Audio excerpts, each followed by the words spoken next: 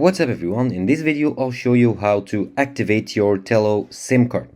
So first of all you need to go to their website, or simply if you don't know which website you will go to, type on Google activate Tello SIM card and tap on the first result here.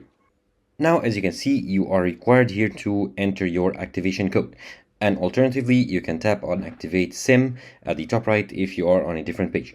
Now, once you've purchased your Tello SIM card, you'll be provided with the activation code. And this code should be entered in this field right here. Now, once you enter the activation code, it might take up to like 10 to 20 minutes in order to verify the code and activate. And then once you add or enter the SIM card in your phone, insert it in your phone, and follow the on-screen instructions, you'll be able to use your Tello SIM card, and your card is now successfully activated.